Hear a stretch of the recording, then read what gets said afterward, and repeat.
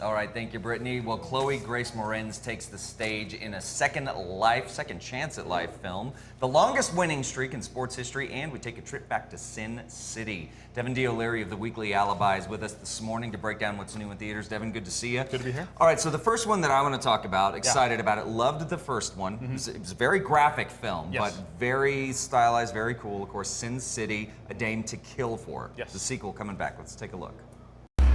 Sin City's where you go in with your eyes open. Or you don't come out at all. All right, so Devin, you were saying that this is a continuation of the story. Does it pick up pretty much where the first one leaves off? Well, it's kind of funny because Robert Rodriguez directs this. It's based on all the graphic novels by Frank Miller, and he wrote a bunch of them. They're all kind of individual stories that sort of fit together with some of the characters and locations. This one kind of takes place. It's almost a prequel. It takes place before most of the stories in the first one, kind of somewhere in the middle. Most of the characters didn't survive the first film, if you remember. Yeah, that's true. That's true. There was a lot of people dying in that film. So this one takes place a little bit before some of that stuff. So you get to see some of your characters, Bruce Willis, Mickey Rourke, get to come back from the first film and do some more stuff. Okay. It's the same kind of thing. It's a collection of really these ultra stylized film noir stories. Very violent, but very absorbing and visually really stunning, really unlike anything else you've seen. It very much copies the art style that was in Frank Miller's comic book originally. So you've got that super stark black and white. I mean, not even gray, just big chunks of black and white, and very dynamic, very stylized. It's a gorgeous looking film. It's super exciting. If you're a fan of the first film, you have to follow up and see more of these characters, more of these stories. Fantastic. All right. Well, the second one that we're talking about is one that I think is pretty interesting. It's like a life during death. Drama, so to speak, starring Chloe Grace Moretz. If I Stay, let's take a look. I'm so crazy in love with you. Why me? Because I like to watch you play. You go to another place. You get this crease in your forehead right there. All right, so this is kind of an interesting story. Break the synopsis down for us. Well, it's about a girl a teenager who is about to go off to college. She's going to go to Juilliard and be a musician, and she gets involved in an auto accident, a very deadly auto accident, and she goes into a coma.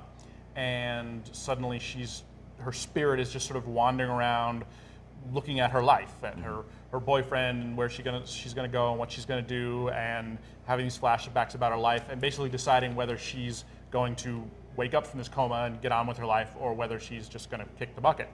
A couple months ago, there was a film called The Fault in Our Stars, and it was a big hit, and Hollywood kind of realized you didn't have to have a bunch of teenagers rebelling against a dystopic future in a young adult novel in order to be a hit film. So they're really pillaging a lot more of these young adult novels, and this was a very big hit. It's a drama, it's very sentimental, it's very weepy, but I think it's the stuff that's aimed at older teenagers and is going to do very, very well. Great. And then last but not least, of course, a sports film, When the Game Stands Tall. Let's take a look.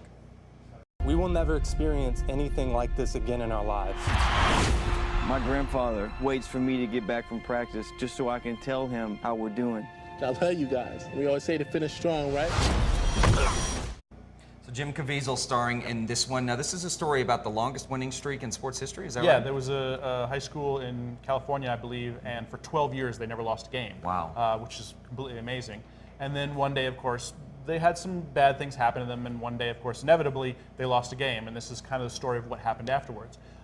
It's, generally speaking, your standard inspirational, based on a true life sports story. It's produced by a new division of Sony, which is aimed at evangelical Christians. So this is a very Christian film. They're not advertising that too heavily, but the school was a biblical school, and so it's based a lot on the idea of faith and coming back from that kind of stuff. Caviezel is a very good actor. He does a very good job here. It depends on where your sympathies lie. I mean, I think there are probably bigger tragedies than we won 400 games in a row and then we lost one. That's not the worst thing to sympathize with, but it's a well-done film and a really new direction for Sony to go in. So. Fantastic. All right, well, so that and so much more going on. Also, for a full recap of this and everything else that's going on in the theaters, pick up an Alibi on newsstands now or head over to thealibi.com. And, of course, we'll have links at casa.com. Devin, good to see you. Absolutely. For now, let's head back to Brittany.